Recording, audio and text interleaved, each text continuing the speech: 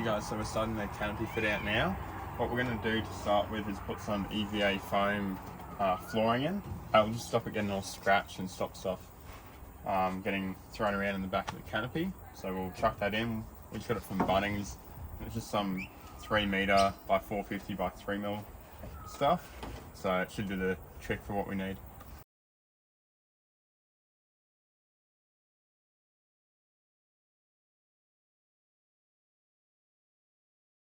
Okay guys, so what we've ended up doing for the BT50 is we wanted a simple setup that we could run a fridge off, and if we did want to leave the van, that we could kind of take it away and have a bit of power. So we've gone with something in what I call basic. It's still about $1,200 for this kit, but it is fairly basic and allows you to have power through a few different ways. So this is their battery box with a DC built in. So the best thing about the setup here is that it's all pre-wired, ready to go. So you've got the DC which can run off your alternator and solar, and that puts 25 amps of charge into your battery.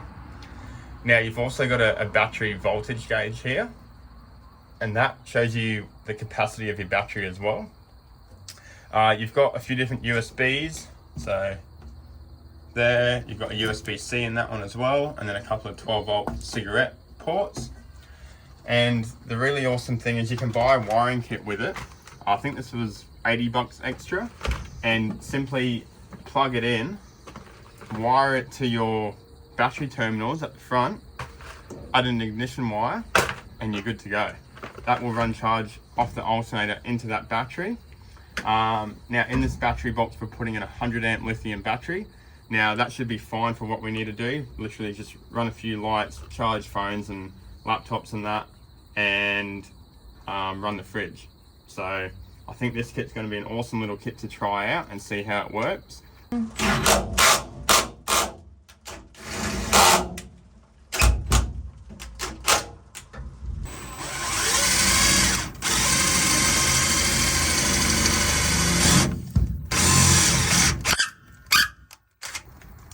Alright guys, so what we're going to be using to attach the battery box is some riv nuts. So I've got a riv nut tool here, and it's probably a bit different to the one most people use, but works really well. All you do is you wind your riv nut on all the way tight, and you flick it up, and then kind of works as a ratchet. You put it in your hole and you just tighten it until it feels tight and kind of stops moving. Like that. And then we can just flick that up, and then we can just unwind it and just bring it out.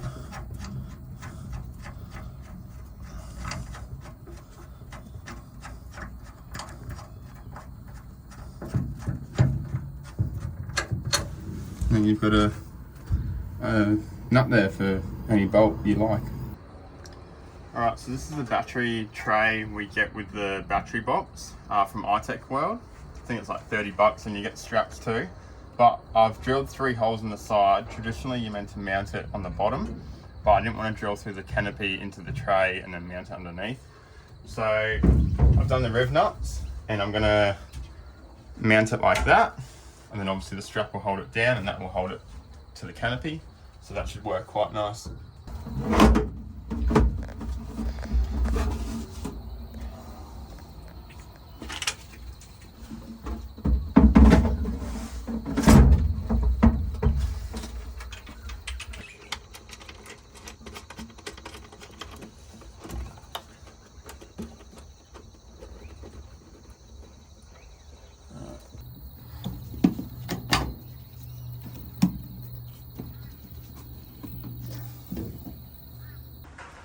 Hey guys, so I'm just going to start wiring up the second battery now.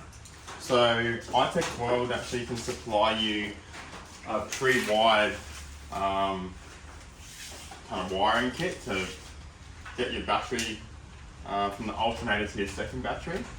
So on one end you've got your battery terminals with a fuse, and then also an ignition wire, which is handy for kind of newer vehicles. and on the other end you've got a 3-point Anderson plug.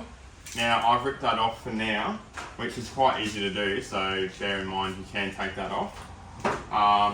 And what I'm going to do is run this cable kind of through along the chassis and up into the back of the front of the canopy. And I did this on the Patrol too, and it works quite well, but use one of these weatherproof kind of grommet screws. And what that does is you drill a hole and you put it through the sheet of aluminium. You tighten it with a nut on one side to get it tight, and then on the other side, once you fit your cable through, you put this kind of flange nut on, and that tightens and makes sure it's weatherproof when the cables are inside. And I've done that I think 3 or 4 times on my Patrol, and it's worked really well. So I'm going to start doing that, and I'll let you know how I go.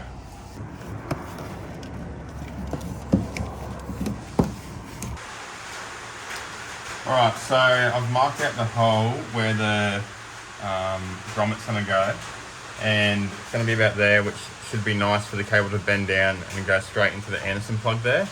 So I'm going to use probably, I think it's 7mm drill bit, and then I'll bump it up to the set drill bit to get a big enough hole to fit that through it.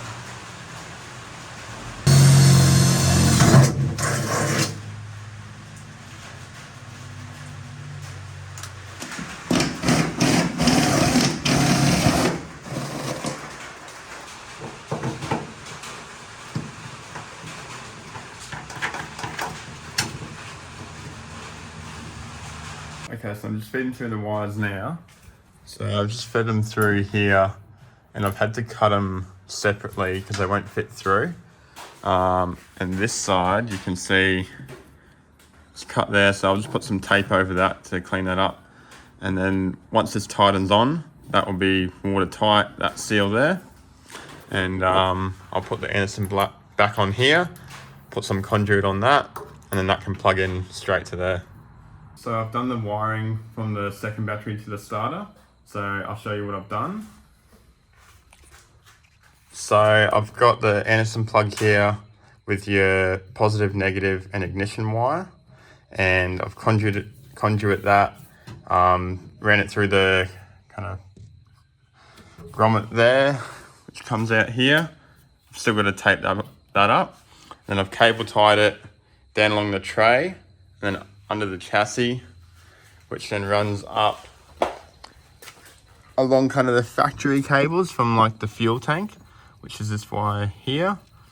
I've got sheath on it, and then it runs down under the filter there, kind of behind the fuse box here. That's going to be the ignition, which I'll tap into the fuse box. Ground is here, and the positive will come up and go on there. So pretty simple. It worked out roughly the right length. It was a little bit long, so that's why I've run it kind of around there. But overall, it's pretty good. Alright guys, so I picked up one of these piggyback fuse holders from Repco. For this car in particular, I think you need a micro 2. And pretty much that allows you to kind of add 2 fuses in it and plug it in to the factory. So I'm just plugging it in here. Now I believe that is ignition. So when the car starts up, it will start charging. So I've got to join this ignition that has run from the second battery now into that. And then obviously connect the negative and positive, and we should be right to give it a test. Okay, so we've got the second battery all plugged in and wired up now. So this is our fridge that we're probably going to put in the canopy. It's pretty small, I think it's like a 30 litre. But pretty much we've got the big 90 litre in the caravan, so this will mainly be for drinks and maybe a freezer. So we'll just test that it works now. I'll probably be putting an Anderson plug on here too, because these can pop out. Alright, so that seems to be all on. And I'll also test the charger from my phone. So that's all charging. So it seems to be working. The other thing is, obviously that will be charging while the car's on and the alternator's pumping amps into here. And then we'll also be taking our solar blanket, so if we are stopped and it does get low, we can kind of throw that out and it will get topped up.